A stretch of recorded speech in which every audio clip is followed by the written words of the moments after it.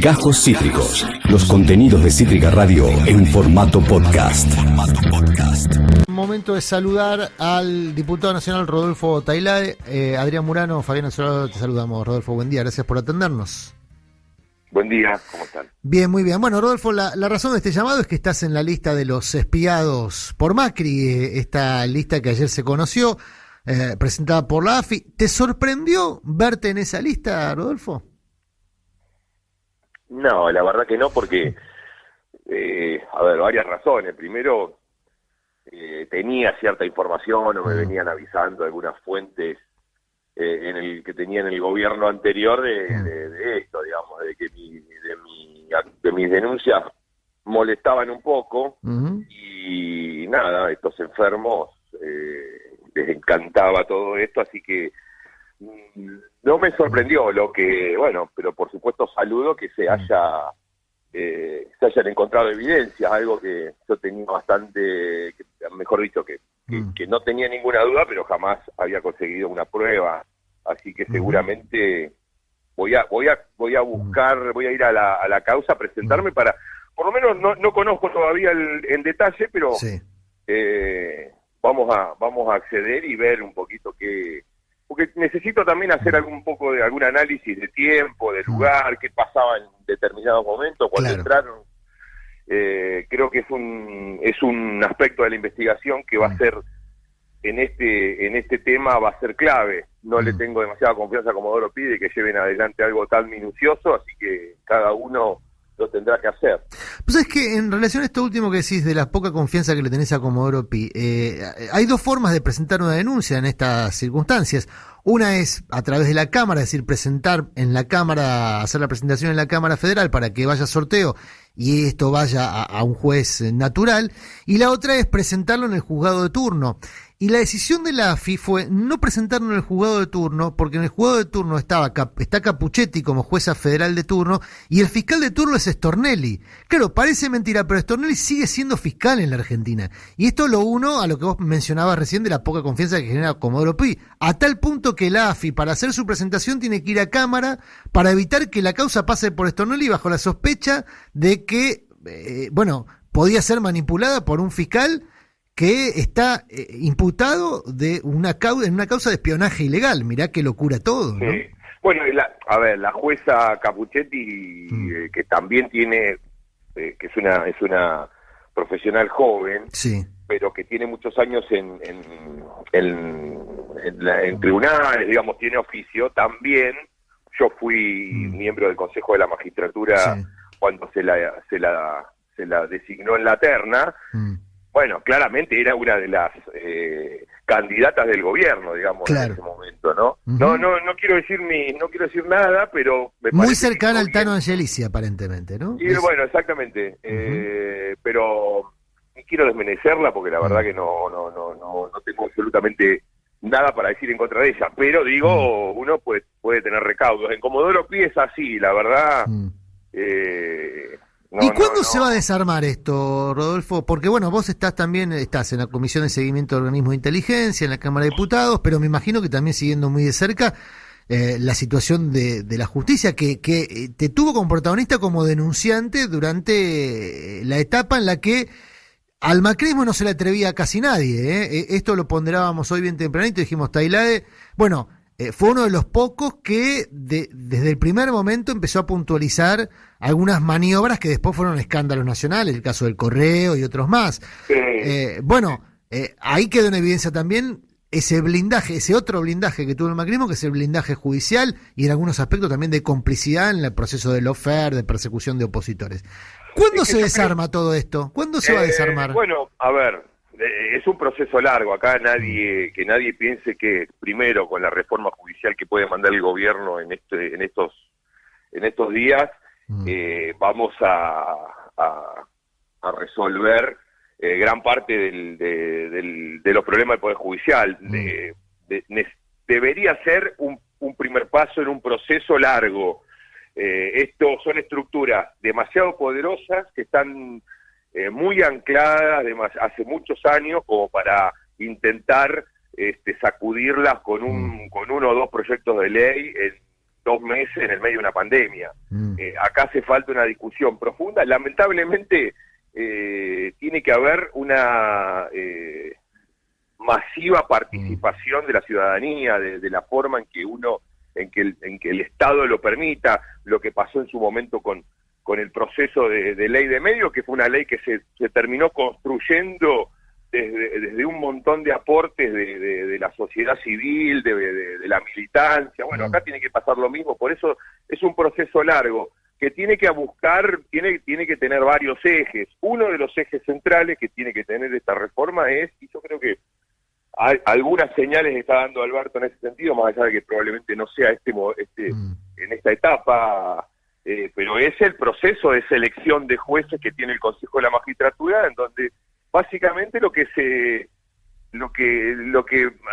digamos consiste es en perpetuar a la familia judicial, porque no hay casi ninguna posibilidad de oxigenar desde afuera con gente que no tenga los compromisos y el perfil de la carrera judicial, ¿no? Entonces, entre otras cosas, ¿no? Un montón de reformas que hay que avanzar, pero creo que es el primer paso lo que va a pasar en breve, cuando Alberto empiece a mandar esto, que claramente va a buscar reorganizar los fueros y entre ellos la justicia federal. ¿Hay algún dato de cuándo se va a mandar este proyecto? Ya por lo menos se difundió algunas versiones de borrador, vamos a ser responsables porque la verdad es que ninguna fue confirmada, pero hay varias versiones dando vueltas. Algo el propio gobierno y el propio presidente anticipó en algún momento respecto al deseo de ampliar la cantidad de juzgados federales, que sería una de las modificaciones que se haría. ¿Pero hay fecha o todavía no? ¿De cuándo por lo menos llega al Congreso? La verdad que yo no tengo ninguna información. Bien. Yo debería... a ver, soy presidente de la Comisión de Justicia, así que seguramente voy a ser una de las comisiones que intervenga en el debate, pero no... De momento no, solamente tengo trascendidos periodísticos que se mandaba el viernes, ahora ayer o anteayer leí una nota que va a estar en 2 semanas, la verdad que no lo... Bueno, viene un poco demorado, pero vos igual decís, por más demorado que esté, cuando salga no va a ser la solución definitiva de este problema. Va a ser el inicio de un proceso, bien. Exactamente, igual creo que son necesarias, por lo menos algunas cosas que planteó Alberto en sus discursos de apertura, digamos, de asunción y de apertura del año legislativo, por supuesto que son cuestiones necesarias, no son para nada suficientes. No, y además estoy de acuerdo en esto del consejo, este consejo asesor del que habla, me parece que está en línea con lo que yo planteo de la participación, en este caso, porque veo que puede haber convocatorias a distintos sectores, como lo fue, vos recordarás, la comisión para la creación del Código Penal o del nuevo Código Penal que creó Cristina, que estaba entre otros Gilavedra, Pinedo, digamos, Piner, era una comisión que terminó siendo un código penal que lo descalificaron por ser zafaroniano cuando habían participado todos los sectores. Sí, es verdad. Bueno, algo de eso tiene que haber, pero además tiene que haber participación popular. Bien, esto es muy importante, la participación popular se daría de qué manera, porque en su momento la reforma judicial incluyó algún modo de participación popular en la elección de los consejeros de la magistratura y eso fue volteado por la Corte Suprema. Sí, pero no, a mí me interesa más, por supuesto que también en materia, en la reforma legislativa tiene que haber alguna instancia de esa naturaleza. Ahora, a mí me interesa más que la participación popular se dé en el marco del proceso de creación de la norma, es decir...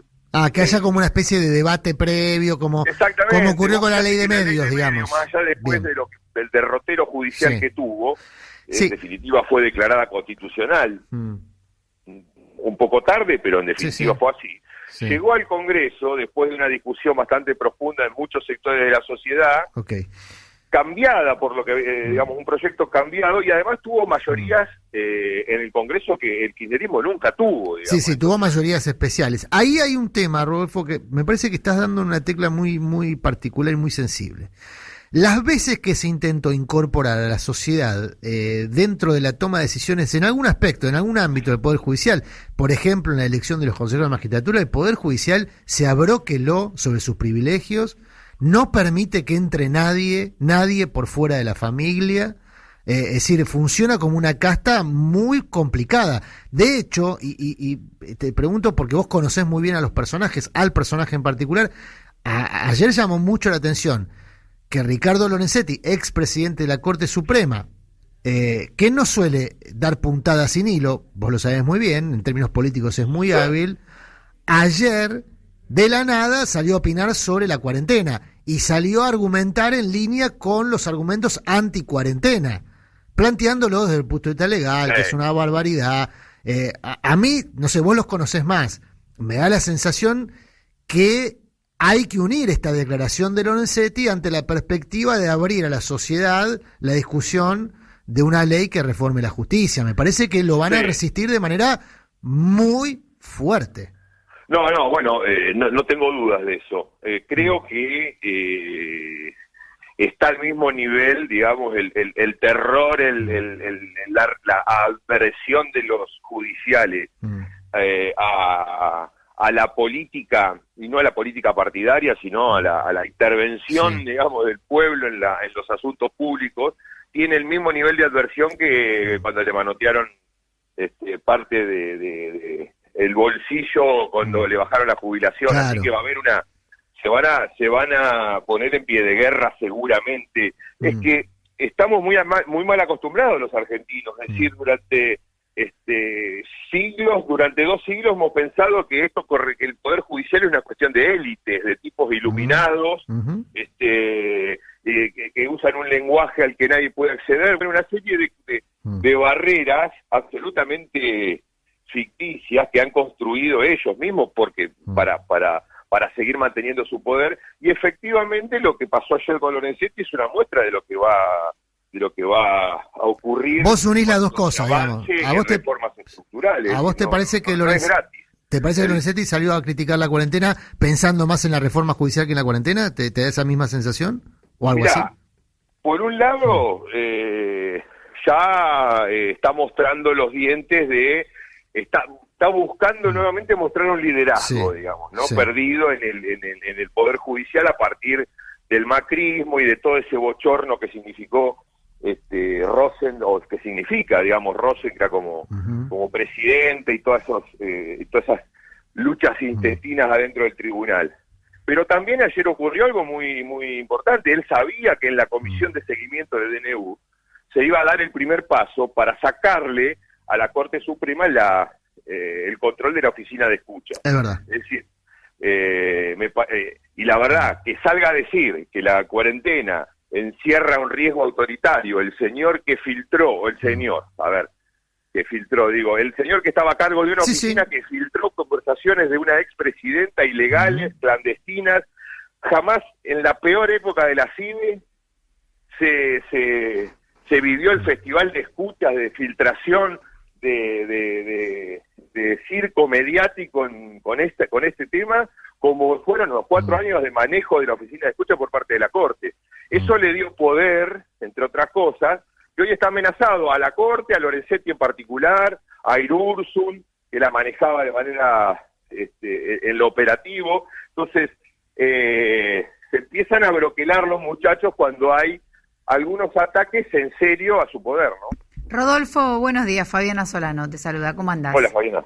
La caja de la AFI, históricamente y más con el macrismo, fue medio un misterio, ¿no? ¿Hay forma de, a partir de la reestructuración del sistema, saber cuántos fondos fueron adjudicados a este mecanismo de espía en particular? Digo, ¿se puede rever? Se puede hacer, no sé si, no creo que se pueda hacer en un detalle puntilloso, con detalle, por supuesto, porque operaciones especiales y ese tipo de cosas, por supuesto que no quedan registrados. Ahora, claramente, acá, o por lo menos esa es mi impresión, cuando venga el informe final de la intervención, acá hay que tomar algunas medidas con respecto a los responsables, a los máximos responsables de la agencia. durante el macrismo, Gustavo Arribas y Silvia Magdalani. Esto que esto que apareció ahora, la pinchadura de mail, más allá de su gravedad institucional, porque en algún caso nos espían a dirigentes opositores, y en todo caso siempre es grave entrar al mail de otra persona. Ahora, la verdad que es mínimo en comparación con lo que han hecho en estos 4 años. Digamos, acá las operaciones de la CIDE han generado la muerte de personas como la de Héctor Timerman, han generado la detención ilegal de muchos compañeros, han generado un daño inconmensurable, no solo a las personas, sino también a las instituciones. Entonces, es mucho más grave. Cuando empecemos a ver los informes o los detalles finos del informe sobre la intervención, ya hay algunos adelantos, de hecho fueron difundidos, vamos a ver la enorme diferencia que hay entre el nivel de gastos reservados de esta gestión con la del macrismo, que estamos hablando de 10-1, digamos, ¿no? En una proporción de 10-1, lo que se gastaba en gastos reservados, en operaciones especiales, así que si bien no vamos a tener una vinculación directa con cada uno, me parece que vamos a tener algo de información para hacer, por lo menos, interpretaciones, y hasta yo diría que puede servir en términos judiciales. Bien, Rodolfo, la última muy cortita. Recién mencionábamos que Nicolás Caputo se fue el fin de semana en plena pandemia a pasar el resto de la cuarentena en la Florida. No sabemos dónde está Duhovne, pero sabemos que rápidamente se fue de viaje, no sabemos dónde está Sturzenegger.